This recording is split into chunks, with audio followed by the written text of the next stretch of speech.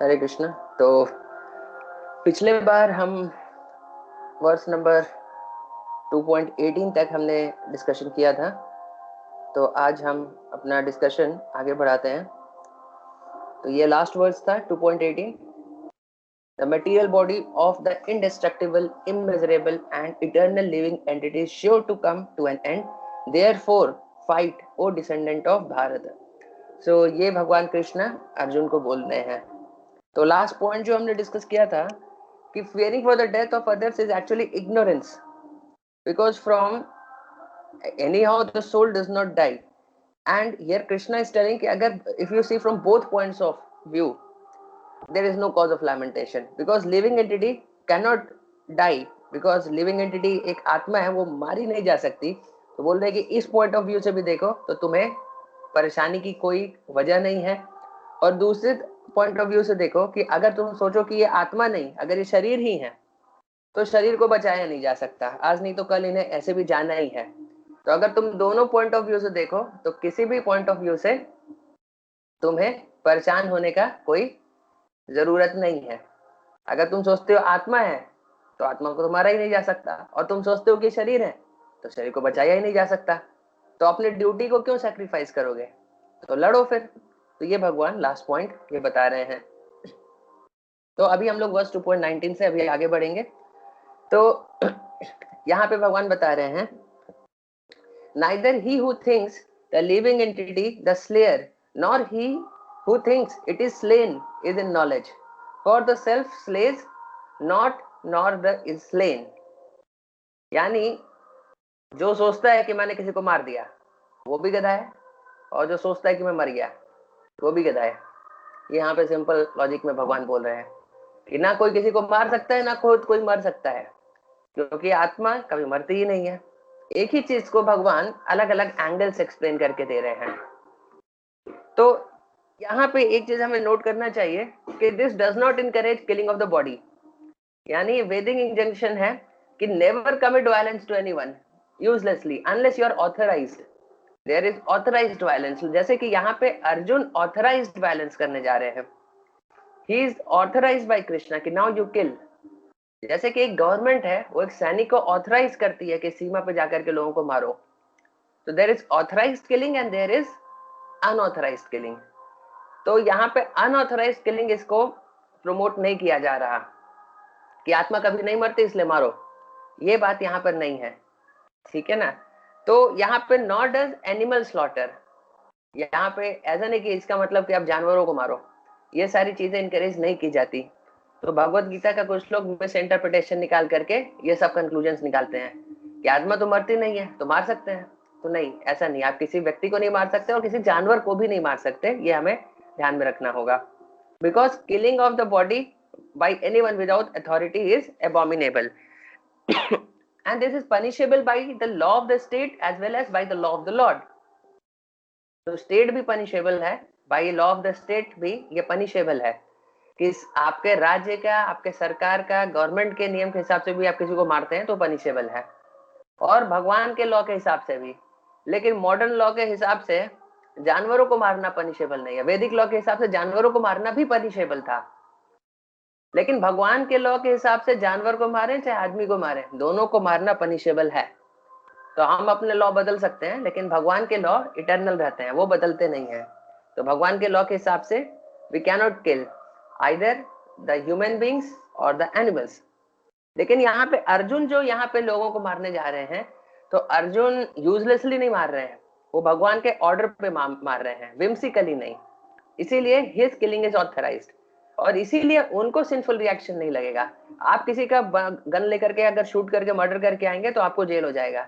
लेकिन एक सैनिक सीमा पे कितने लोगों को मारे उसको ब्रेवरी मेडल मिलेगा, जितने ज्यादा लोगों को मारेगा उतना मेडल मिलेगा उसको, क्योंकि दोनों में अंतर है। एक ऑथराइज्ड किलिंग है और एक अनऑथराइज्ड किलिंग है। तो अनऑथराइज्ड आप एक व्यक्ति को भी आप मार दिए तो आपको जेल हो जाएगी, लेकिन ऑथराइज्ड वे में आप जितने ज्यादा लोगों को मारेंगे आपको उतना ही ब्रेवरी मेडल मिलेगा।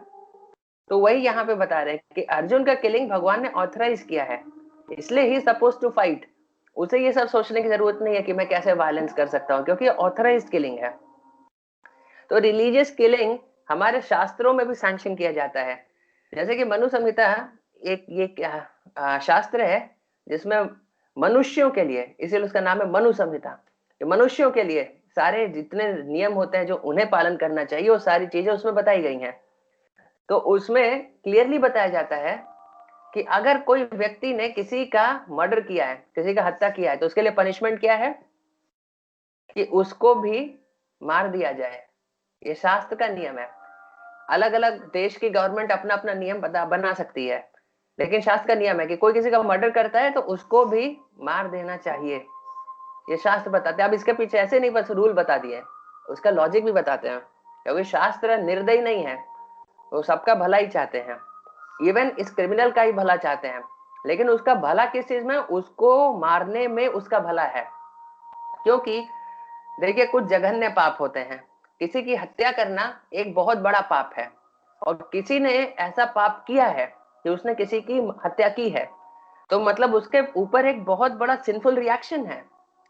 तो वो सिंफुल रिएक्शन उसको आज नहीं तो कल भुगतना पड़ेगा, और वो बहुत अगली वे में उसके सामने आएगा कल, अगर आज उसको आप सजा नहीं दिए। लेकिन अगर राजा एक मर्डरर को फांसी की सजा दे देता है तो तुरंत वो अपने जो सिंफुल रिएक्शन था, जो उसका पाप था दूसरे व्यक्ति को मारना, उससे तुरंत शुद्ध हो गया, और उसके बाद फिर अगले जन्म में हो सकता है उसे एक अच्छा जन्म मिले। नहीं तो इसके बाद हो सकता था कि वो एक आदमी का मर्डर किया है तो प्रोक्लिविटी तो अंदर है ही ना। ये भी आपके इंफॉर्मेशन के लिए बता दूं कि आप जब किसी को मारते हैं तो दो तरह के रिएक्शन मिलते हैं, प्रारब्ध और अप्रारब्ध। ये हम लोग कभी और डिस्कस करेंगे, बस अभी शॉर्ट में बता रहे हैं कि प्रारब्ध और अप्रारब्ध।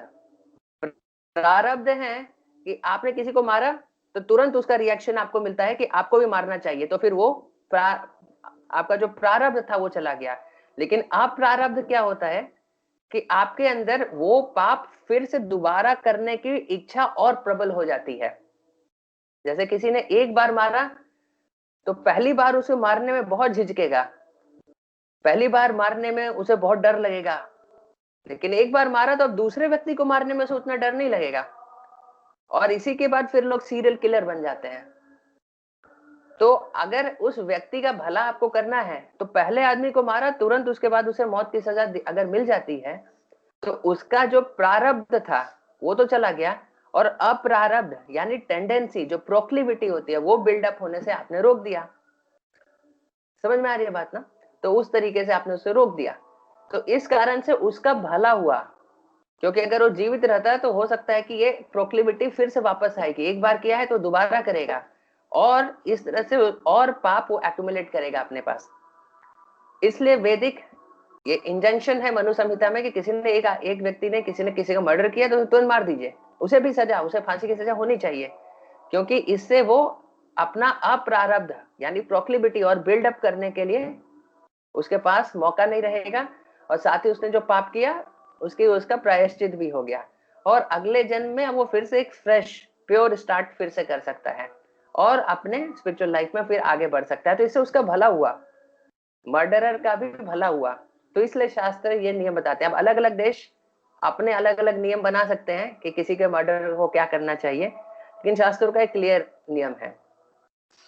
तो एक बार एक हाई कोर्ट के जज थे, वो हमारे मंदिर के एक सीनियर डिवोटी से मिले थे। तो वो एक प्रश्न पूछ रहे थे कि क्या अबॉर्शन ऑथराइज करना चाहिए कि नहीं। ये दो मत हैं। कुछ लोग बोलते हैं कि अबॉर्शन को लीगल ऑथराइज कर देना चाहिए, और कुछ लोग बोलते हैं कि नहीं, ये नहीं करना चाहिए। तो सोसाइटी में दोनों ग्रुप के लोग हैं।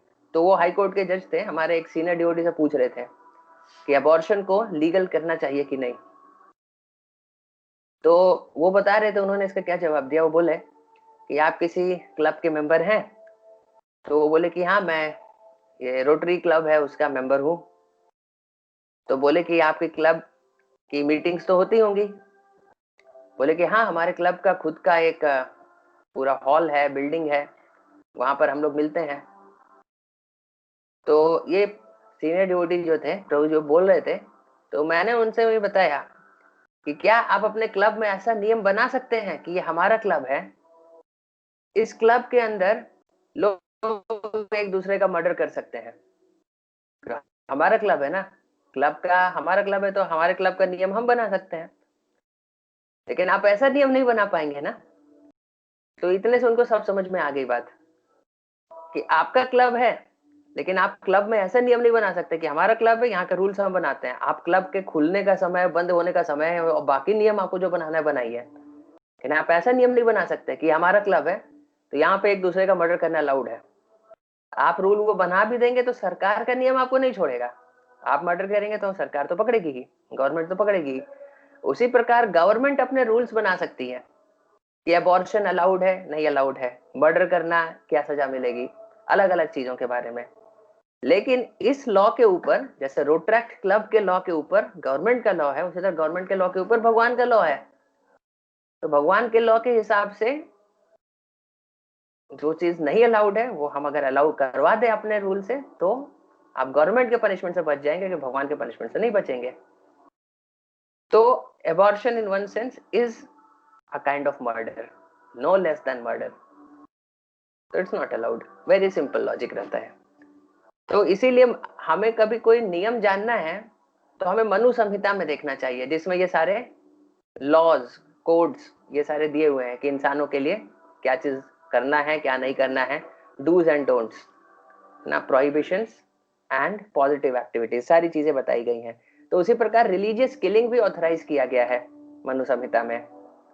और क्रिमिनल्स के लिए ये पनिशमेंट हमारे जो पहले राजा हुआ करते थे वैदिक जमाने में, वो दिया करते थे कि उन्हें ये मनु संहिता खुद भी पता होता था, और उनके जो ब्राह्मणों का ग्रुप होता था, मंत्रियों का ग्रुप होता था, उन्हें सारे शास्त्र पता होते थे। तो शास्त्रों का बेसिस पे अपना सारा सजा सुनाते थे या किसी को रिवॉर्ड देते थे। तो देखिए, foolish people are suspicious of Krishna's taking part in the battle of Kurukshetra, not knowing that his taking part ensured liberation for all who were present on the battlefield. तो कभी कभी जैसे मैंने आपको पहले भी बताया था, कुछ लोग ये बोलते हैं कि भगवत गीता में भगवान वायलेंस को प्रमोट कर रहे हैं। भगवान बोल रहे हैं कि मारो, लोगों को मारना चाहिए। अर्जुन नहीं मारना चाहता है, फिर भी वो कन्विंस कर रहे हैं कि नहीं तुम्हें मारना पड़ेगा। लेकिन उनको ये नहीं समझ में आ रहा है कि भगवान के लिए मारना और भगवान के लिए रक्षा करना दोनों एक ही चीज है, कि वो किसी की रक्षा करे या वो किसी को मारे, भगवान के लिए एक ही बात है। क्योंकि इवन भगवान के भक्तों को मुक्ति मिल जाती है, और भगवान जिन लोगों को मारते हैं, जिन राक्षसों को मारते हैं, उन्हें भी मुक्ति मिल जाती है। थोड़ा सा अंतर होता है, थोड़ा नहीं, अच्छा खासा ही अंतर होता है, लेकिन कम से कम कैटेगरी एक है, लिबरेशन दोनों को मिल जाता है। तो यहाँ पे भी बता रहे हैं कि भगवान के प्रेजेंस में जो लोग मारे भी गए, तो वैसा नहीं कि वो सारे नरक में गए, उन सबको लिबरेशन मिला, जो लोग वहां पे कुरुक्षेत्र के युद्ध में मारे भी गए। और इसीलिए हमें भी पता होना चाहिए कि भगवान की हम कोई भी लीला सुने, या तो उनके हम वृंदावन की सारी लीलाएं सुने, जो बाल्य लीलाएं हैं, बहुत मधुर लीलाएं हैं, उन्हें सुने, या फिर भगवान के कुरुक्षेत्र की लीला सुने। भगवान के लिए दोनों ही लीलाएं वो ट्रांसेंडेंटल है, और दोनों ही लीला को सुनने से हम भक्ति में आगे तरक्की करेंगे। तो आगे बढ़ते हैं, वर्स 2.20 पे हम चलते हैं।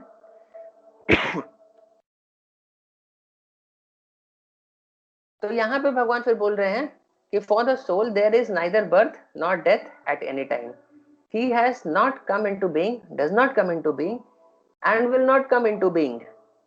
ही is unborn, eternal, ever existing and primeval. He is not slain when the body is slain.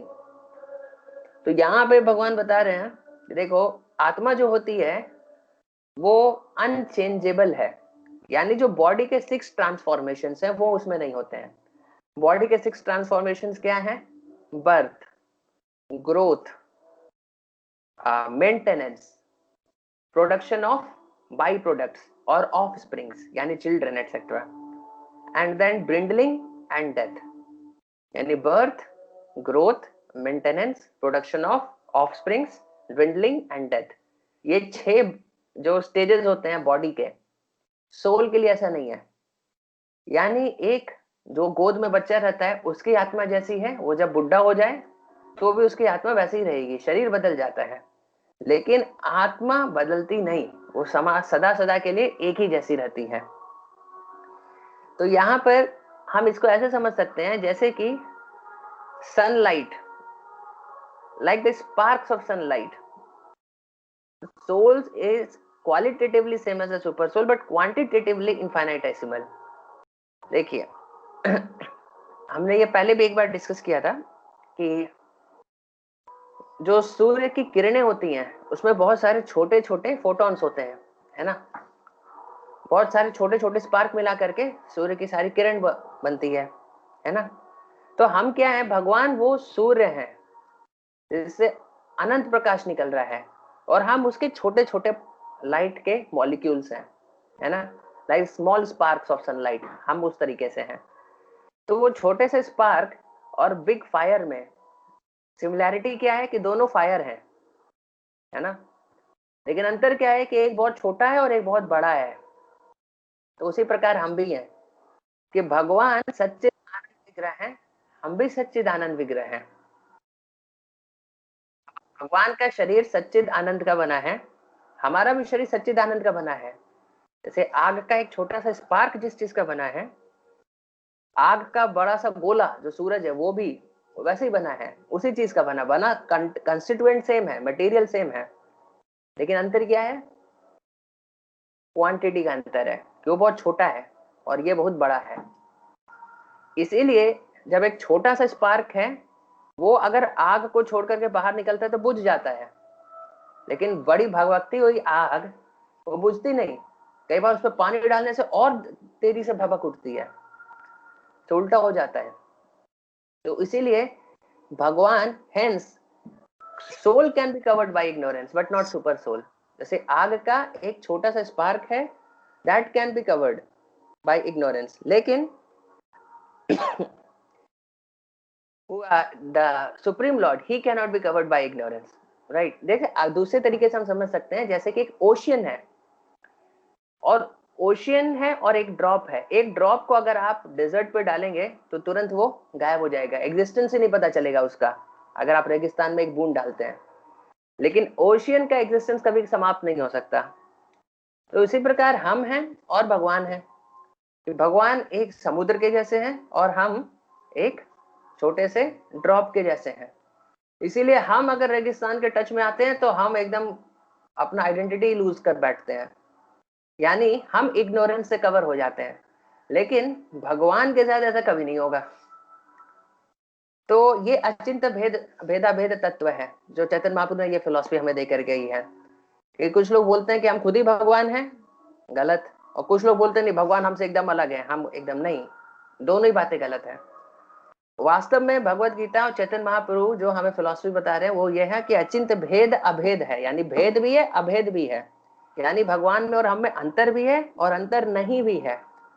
तो अंतर कैसे नहीं है, क्योंकि भगवान सच्चिदानंद है, हम भी सच्चिदानंद है, सब्सटेंस सेम है, लेकिन अंतर क्या है कि वो इनफाइनाइट है और हम इनफाइनाइटेसिमल है, यानी क्वालिटी वाइज हम सेम है और क्वांटिटी वाइज हम अलग हैं, राइट। तो ये बात होती है। तो इसीलिए जो छोटी क्वांटिटी होती है वो आराम से, जैसे एक स्पार्क है बुझ सकता है या एक ड्रॉप रेगिस्तान में खो सकता है, लेकिन बड़ी आग बुझती नहीं है और बड़ा ओशियन कभी एक्सटेंड नहीं होता है। इसीलिए भगवान माया के अंडर नहीं आते हैं और हम माया के अंडर आ जाते हैं।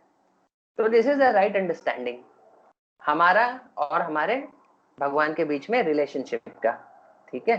तो देखिए ये कठ उपनिषद से एक दूसरा वर्स है, एक दूसरा श्लोक है, तो इसमें भी यही चीज बताया गया है, बोथ द सुपर सोल यानी परमात्मा एंड द एटॉमिक सोल जीवात्मा। तो देखिए तो सुपर सोल और इसको क्या शब्द यूज किया गया है, एटॉमिक सोल, यानी है वही सेम चीज लेकिन एक इनफाइनाइटेसिमल है बहुत बड़ा है और एक एटॉमिक है यानी बहुत छोटा है, are situated on the same tree of the body within the same heart of the living being, यानी हमारे हृदय में हमारी आत्मा भी है और आत्मा के साथ साथ ये एक ज्ञान शास्त्रों से हमें मिलता है कि हमारे परमात्मा भी इधर ही हैं, यानी परमात्मा भी हर जीव के अंदर बैठे हुए हैं, यानी हमारे शरीर के अंदर हमारी आत्मा तो है लेकिन परमात्मा भी हर जीव के अंदर वैसे ही उसके बगल में बैठे हुए हैं। तो हम सब का एक पर्सनल प्राइवेट परमात्मा है जो हमारे अंदर बैठे हुए हैं। तो दोनों बैठे हुए हैं, लेकिन दोनों में अंतर क्या है ये भी यहाँ पे फिर आगे बताएंगे, ठीक है। And only one who has the free become free from all material desires as well as lamentations can by the grace of the supreme understand the glories of the soul। तो यहाँ पे फिर बता रहे हैं जो अपने भौतिक इच्छाओं से मुक्त हो चुके हैं, ठीक है। तो आत्मा परमात्मा में अभी अंतर क्या है वो अभी अगले 1-2 श्लोक के बाद आने वाला है। यहाँ पे ये जो बात बता रहे हैं कि कौन ये बात देख सकता है कि मैं शरीर नहीं आत्मा हूं जो शरीर के अंदर बैठा हुआ हूं। शरीर एक कार है, उसके ड्राइवर सीट पे मैं बैठा हुआ हूं और ड्राइवर के बगल वाले सीट पे परमात्मा बैठे हुए हैं, लेकिन ड्राइविंग कौन कर रहा है? आत्मा। और परमात्मा से बैठ करके देख रहे हैं कि कैसे ड्राइव कर रहे हैं। लेकिन अगर आत्मा जब ड्राइविंग करते करते परेशान हो जाएगा, समझ में नहीं आएगा, तो परमात्मा की तरफ अगर वो देखे अपने बगल वाली सीट में, तो परमात्मा हमेशा उसको हेल्प करने के लिए रेडी है। लेकिन हम ड्राइविंग करने में इतना बिजी हैं कि हम लेफ्ट हैंड साइड देख ही नहीं रहे हैं कि हमारे बगल में परमात्मा बैठे हुए हैं। तो वही बात यहाँ पे बताई गई है कि one who has become free from material desire, क्योंकि वो व्यक्ति इतना मटेरियल डिजायर से भरा हुआ है जो पूरा फोकस्ड है कार को ही ड्राइव करने में। जब मटेरियल डिजायर, आपकी भौतिक इच्छाएं कम हो जाएंगी, तब आपको कार को बहुत फास्ट ड्राइव करने की आपकी इच्छा थोड़ी कम हो जाएगी। तब आप थोड़ा रिलैक्स होकर के अपना सर घुमा करके अपने कार के बगल वाले सीट पे देख पाएंगे कि अरे परमात्मा बगल में बैठे हैं, तब उनका एडवाइस ले पाएंगे। तो ये चीज यहाँ पे बता रहे हैं कि हम अपने आप को और बगल में बैठे परमात्मा को कब देख पाएंगे? जब हमारी भौतिक इच्छाएं कम होती हैं। भौतिक इच्छाएं से पूरा भरे हुए हैं तो आपको पूरे दुनिया में वही दिखेगा, बाहर की चीजें ही दिखेंगी। इन भौतिक इच्छाएं जब कम होती हैं तब हम खुद को देख पाते हैं, बगल में बैठे परमात्मा को भी देख पाते हैं। यानी आप कार को बहुत फास्ट ड्राइव करने में पूरा फोकस है, कुछ और आपको नहीं दिखेगा, सिर्फ सामने आप देखेंगे, बगल में बैठा है परमात्मा आप नहीं देखेंगे। लेकिन जब आपकी ये इच्छा थोड़ी कम होगी, ठीक है आराम से चलेगी कार, तो फिर आप रिलैक्स होकर के बगल में बैठे परमात्मा से बात कर सकते हैं।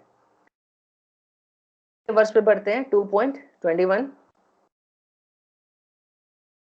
तो यहां पर भगवान बता रहे हैं, ओ Partha, how can a person who knows that the soul is indestructible, eternal, unborn and immutable kill anyone or cause anyone to kill? तो यहां पे भी बता रहे हैं कि अरे जिसको ये बात पता है कि आत्मा इंडिस्ट्रक्टिबल है, वो कभी जन्म नहीं लेती, कभी मरती नहीं, और इम्यूटेबल है, उसे काटा नहीं जा सकता, दो टुकड़े नहीं किए जा सकते। यानी एक आत्मा को काट करके आप दो आत्मा नहीं बना सकते। तो ऐसा नहीं है, तो वो व्यक्ति कैसे किसी और को मार सकता है? तो पहला पॉइंट तो यहाँ पे हमें समझना होगा, देखिए everything has its proper utility. और जिसके पास प्रॉपर ज्ञान होता है उसे पता होता है कि हर चीज को कैसे यूटिलाइज किया जाए। जैसे वायलेंस, तो violence is not always bad. यानी हम अहिंसावादी नहीं है कि सिर्फ अहिंसा अहिंसा को प्रमोट करते हैं। हमारा पर्पज है भगवान के इंस्ट्रक्शंस को फॉलो करना। तो कहीं कहीं इन जनरल अहिंसा अच्छी होती है, लेकिन कहीं कहीं हिंसा अच्छी होती है। जैसे यहाँ पे भगवान बोल रहे हैं अर्जुन को कि तुम हिंसा करो, यहाँ पे तुम लड़ो, और लड़ करके यहाँ पे बाकी लोगों को मारो और अपने राज्य को जीतो। तो हिंसा की भी यूटिलिटी है। तो इट्स नॉट दैट कि जैसे कि फ्रीडम फाइटर्स, तो अपने देश को बचाने के लिए जिन्होंने हिंसा की, तो शास्त्रों के हिसाब से अनऑथराइज्ड हिंसा नहीं है कि यहाँ पर आपके परिवार के साथ मान लीजिए कि कोई गुंडे आकर के लूटपाट मचा रहे हैं, आप बोले कि मैं अहिंसावादी हूँ, मैं कोई हिंसा नहीं करता, जिसको जो लेने के जाना है लेके चले जाओ, मैं हिंसा नहीं करूंगा। That is foolish non violence. Srila Prabhupada बोलते थे नॉनसेंस नॉन वायलेंस। तो ऐसा नहीं है, हिंसा का भी रोल है। इसीलिए तो वैदिक एज में इतना मिलिट्री साइंस भी लोगों को सिखाया जाता था। लेकिन कहाँ पे उसको कैसे यूटिलाइज करना है, वो जिसके पास नॉलेज है वही वो समझ पाएगा। तो यहाँ पे देखिए, यहाँ पे अब हम लोग पॉइंट पे आ रहे हैं कि here Krishna is offering Arjun the knowledge, with this knowledge he can engage in warfare yet इनकर नो सिंफुल रिएक्शन। यानी यहाँ पे भगवान अब देखिए बता रहे हैं कि देखिए यहाँ पे ट्रांसलेशन फिर से पढ़ते हैं। यहाँ पे भगवान बता रहे हैं कि O Partha, how can a person who knows that the soul is indestructible, eternal, unborn and immutable kill anyone or cause anyone to kill. यानी जिसको ये बात पता है कि आत्मा कैसा नेचर है कि डिस्ट्रॉय नहीं होती है, वो कैसे किसी को मार सकता है और कैसे सोच सकता है कि मैं भी मर सकता हूं? ऐसा होता नहीं। तो यहाँ पे भगवान अर्जुन को वो ज्ञान दे रहे हैं जिससे कि वो लोगों को मारेगा फिर भी उसे पाप नहीं लगेगा। He can engage in warfare still get no sinful reaction। ऐसा क्यों? क्योंकि देखिए, मान लीजिए आप रोड पे जा रहे हैं, एक जगह आपने देखा कि कुछ गुंडे लोगों ने एक कार को रोक करके कार में बैठे हुए 4-5 लोगों को गन से शूट करके मार दिया है और सारा उनका सामान लेकर के वहां से भाग गए हैं। तो आप वहां पर जाकर के कार के पास खड़े हो जाते हैं। थोड़ी देर बाद पुलिस आती है।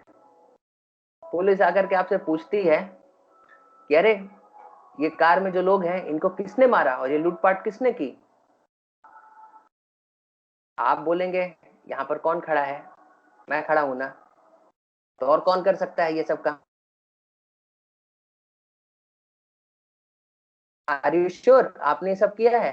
तो आपको क्या लगता है और कौन कर सकता है? तो पुलिस क्या करेगी? तुरंत आपको पकड़ के लेके जाएगी, क्योंकि आपने तो खुद ही ये मान लिया ना। कहने का मतलब क्या है, किया आपने नहीं है, लेकिन आप उसको करने का क्रेडिट ले रहे हैं। इसीलिए इस दुनिया में हम कोई कार्य करते नहीं है, लेकिन वो कार्य जब हो गया तो लोग बोलेंगे अरे वाह, किसने किया यार? कौन कर सकता है ये? मैं तो हूं। आपने कुछ बड़ा कार्य किया, आपने 1 करोड़ रुपए कमाए। बोले 1 करोड़ रुपए कैसे मिले? अरे मैंने कमाए, मेरी मेहनत का फल है। तो आपने एक्चुअली, हम करता है नहीं, हम डूअर है नहीं। उसी प्रकार यहाँ पे भी भगवान बोल रहे हैं कि तुम मारने वाले हो नहीं। जैसे कि वो व्यक्ति ने नहीं मारा उन कार के लोगों को, लेकिन वो बोल रहा है कि पुलिस को कौन मार सकता है? मैं ही तो हूँ, एकदम जाबाज, तलवारबाज, मैं ही तो मार सकता हूँ। तो वही यहाँ पे बोल रहे हैं कि अरे तुम ऐसा कैसे सोच सकते हो ये सब बात जानने के लिए कि तुम इन्हें मार रहे हो? कि मारने के लिए भगवान बोल रहे क्या है, वास्तव में मैं मार रहा हूँ, तुम तो बस एक इंस्ट्रूमेंट हो। लेकिन हम क्या है कि हम वास्तव में कुछ कार्य करते नहीं, लेकिन अगर आप क्रेडिट ले लिए कि मैंने किया है तो पुलिस आपको पकड़ के लेके जाएगी। जैसे उस बंदे ने बोल दिया तो मैंने नहीं मारा बोल करके आगे बढ़ सकता था, लेकिन वहां पे खड़े होकर बोल रहा है। आपको क्या लगता है इतना महान कार्य कौन कर सकता है? तो फिर पुलिस आपको पकड़ के लेके जाएगी। तो इसी प्रकार इस दुनिया में हम कोई भी कार्य करते हैं, अगर हम उसका क्रेडिट से भगवान को 100% पास कर देते हैं। ने कोई भी बड़ा काम किया, क्लास में फर्स्ट रैंक आई आपकी, बिजनेस में आपने बहुत कुछ बड़ा पैसा कमा लिया, कुछ भी किया आपने, उसका सारा क्रेडिट आपने भगवान को दे दिया कि मैंने नहीं किया, ये भगवान की दया से हुआ, मैं तो बस इंस्ट्रूमेंट था। तो आपको कोई पाप नहीं लगा, लेकिन आपने क्रेडिट ले लिया। तो उसके बाद फिर आपने वो पैसा कमाने में जितना पाप का, सब कुछ भी पैसा कमाते हैं उसमें कुछ ना कुछ तो सिंफुल रिएक्शन इन्वॉल्व होता ही है। तो वो सारा आपके ऊपर आएगा, वो सारा आपको भरना पड़ेगा, क्योंकि आप क्रेडिट ले रहे हैं, राइट? तो इसलिए क्रेडिट लेना, वास्तव में क्रेडिट लेने से रिएक्शन आता है। अगर आप किसी चीज का क्रेडिट नहीं लें, सब क्रेडिट पास कर दें किसको? भगवान को, तो आपको कोई सिंफुल रिएक्शन ही नहीं आएगा। तो यहाँ पे वही ज्ञान, यही वह ज्ञान भगवान यहाँ पे बता रहे हैं कि देखो अर्जुन, तुमको ये बात पता चल जाएगी, तुम ऐसे कैसे सोच सकते हो कि तुम इन्हें मार रहे हो? तुम तो मार ही नहीं रहे हो, तो तुम्हें पाप क्यों लगेगा? तुम सोचते हो कि तुम मार रहे हो तब तो तुम्हें पाप लगेगा। मारने वाला कौन है? मैं हूं। तुम तो मेरे निमित्त मात्र भव, मेरे निमित्त बनो, बस मेरे इंस्ट्रूमेंट बस बनो। तो ये एक बहुत इंपॉर्टेंट नॉलेज जो यहाँ पे भगवान दे रहे हैं कि अगर इस नॉलेज के साथ तुम ये करोगे, मेरे ऑर्डर पे तुम लड़ रहे हो। जैसे कि हमने पहले भी डिस्कस किया था कि सैनिक है, गवर्नमेंट के ऑर्डर पे मारे गोल्ड मेडल मिलेगा, गवर्नमेंट के ऑर्डर के बिना मारे तो सजा मिलेगी। तो तुम तो मेरे ऑर्डर पे मार रहे हो, मेरी इच्छा के हिसाब से मार रहे हो। तो तुम्हें पाप भी नहीं लगेगा। और neither you are the doer, मैं तो ऑलरेडी इनको मारे दिया हूं, तुम बस इंस्ट्रूमेंट बन रहे हो। तो ये नॉलेज यहाँ पे बता रहे हैं भगवान। तो देखिए ये नॉलेज सिर्फ अर्जुन के लिए, कि हमारे लिए भी कितना एप्लीकेबल है, कि हमें भी पता होना चाहिए कि we are not the doers, हम करता नहीं, करने वाले भगवान है। लेकिन हम उसका क्रेडिट ले लेंगे तो हमें लगेगा फिर, है ना। तो इसीलिए एसपीएल मार्ट में अगर आपने कमाया 10,000 रुपए, तो उसका क्रेडिट किसको जाता है? भगवान को जाता है। क्या आपने क्रेडिट ले लिया कि मैंने किया, तो उसमें जो पाप वाप लगा होगा वो सब किसके ऊपर आएगा? आएगा, है ना। ठीक है, एनीवेज, तो ये है। तो देखिए according to Manu Samhita law book for mankind, killing of a killer is beneficial for him. ये पॉइंट हमने ऑलरेडी डिस्कस किया आज कि क्यों बेनिफिशियल होता है ना। क्योंकि नहीं मारेंगे तो और पाप करेगा, और ये सारी चीजें उसके ऊपर और भारी बन करके आएंगी। और अभी क्या मारा है, अभी उसका सजा मिल गया तो सारा पाप ब्लैंक हो गया, फिर से नया शुरुआत कर सकता है नेक्स्ट लाइफ में। So similarly, when Krishna orders fighting, it must be concluded that the violence is for supreme justice. यानी भगवान जब मारने को बोल रहे हैं तो हमें पता होना चाहिए, गवर्नमेंट जब मारने को बोल रही है तो समझ लीजिए कि पूरे देश के भले के लिए है।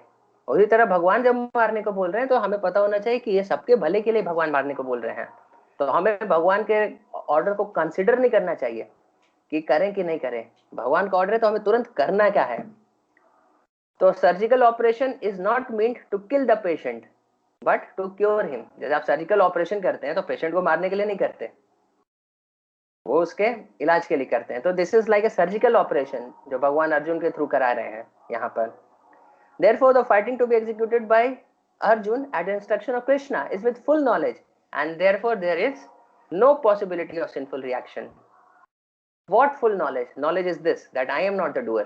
Krishna is the doer, and I am doing it not on behalf of myself, but on behalf of Krishna. अपने मन से नहीं कर रहा हूँ, ठीक है, उनके उनके बिहाफ पे कर रहा हूँ, उनके ऑर्डर पे कर रहा हूँ। और एक्चुअली करता भी मैं नहीं हूँ, करने वाले भी वही है, मैं बस उनका इंस्ट्रूमेंट बन के कर रहा हूँ। So you don't take any credit for it. So you will not incur any sinful reaction. Instead you will gain the mercy of the Lord, है ना। तो हमारे डे टू डे लाइफ में भी कितना एप्लीकेबल है। ओके, तो आज हम लोग यहीं पे एंड करते हैं। कोई कुछ पूछना चाहते हैं या कोई कुछ बोलना चाहते हैं? नहीं? Okay, thank you very much. शिला प्रभुपाद की जय।